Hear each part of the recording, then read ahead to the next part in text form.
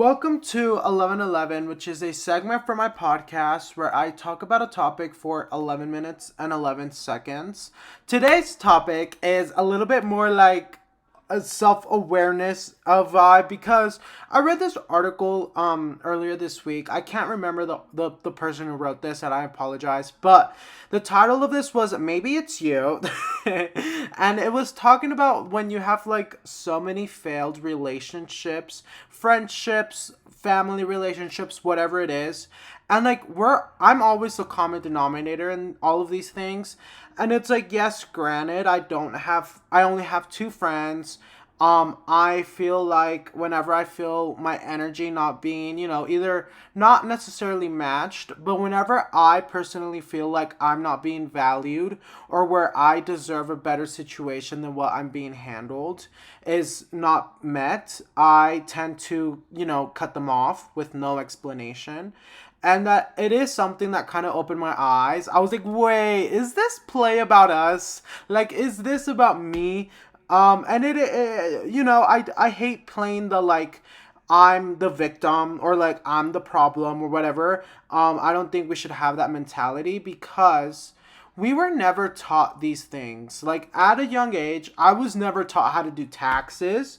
I was never taught how to like make friends. I was never taught how to like, live an adult life. And it's like these are things we have to figure out as we go. And like we cannot beat ourselves up with for failed relationships because you know me, like we believe in the universal flow. We believe that whatever is meant to be is meant to not everything is meant to be. Like we believe that the universe has a plan, and like there's certain people that we don't need in our lives anymore, right? But I also do feel like sometimes being self-aware and sometimes realizing that, like, wait, is there something that I can be doing in this relationship that will, benefit us? And is there something else I can be doing? And it's like being like, before I cut this person off, is there a conversation to be had?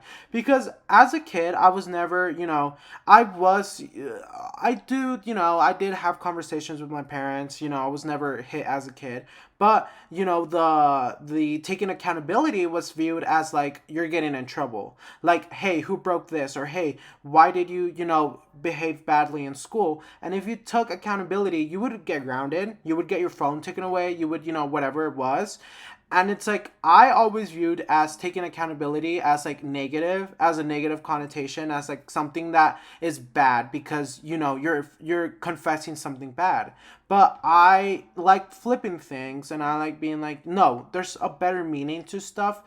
And taking accountability is, learning from your mistakes. And it's like learning from what you did wrong in this situation and how you can improve and how you can be a better human. Because at the end of the day, that's all we're trying to do. I think at the end of the day, we're all just trying to learn from our mistakes. And if we never take accountability, we never learn from our mistakes. Like if there's something wrong that we're doing and we don't, realize it, we're just going to keep on doing it, and the cycle is just going to repeat itself. So for me, for example, like I mentioned, I like to, and I like to ghost.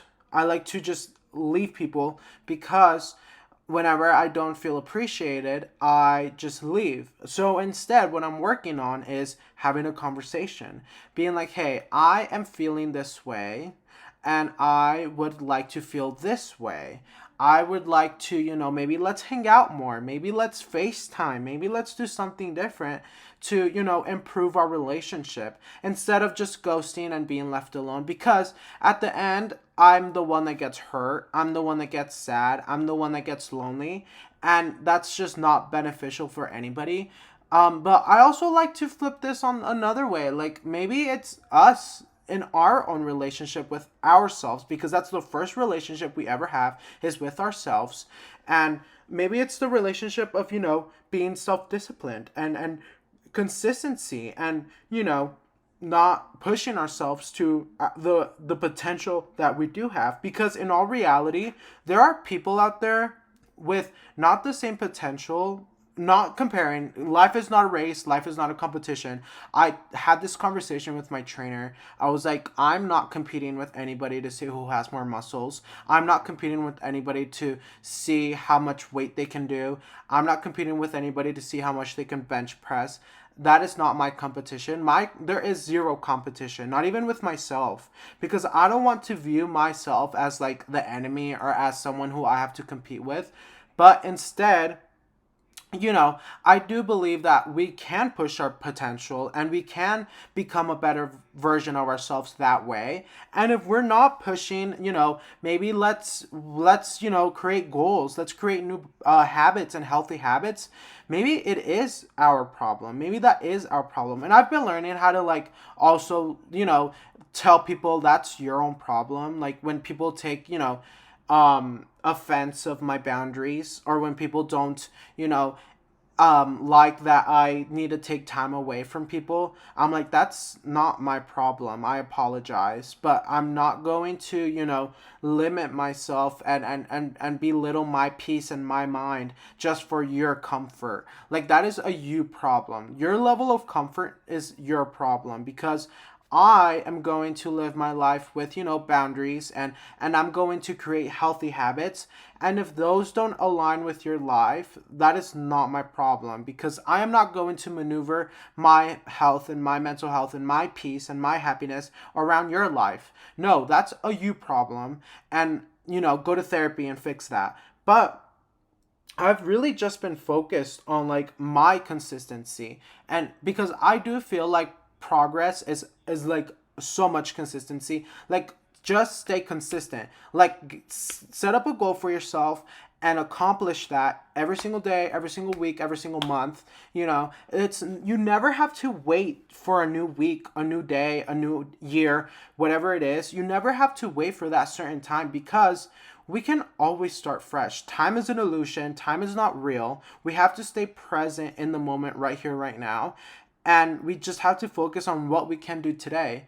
For example, like I've been trying very hard to stay consistent in the gym, and it's paid off.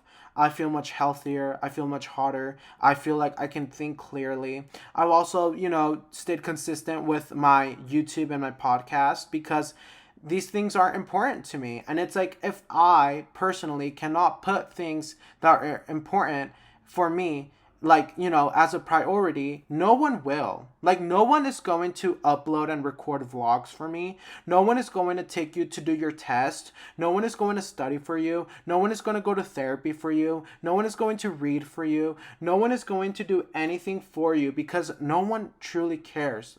Everyone just cares about themselves, and everyone is in their own journey, and that's fine. That's totally okay, because that's what we should be doing. Minding our own business, staying in our own lane. But what I'm basically saying is, we have to hold ourselves accountable for our behavior.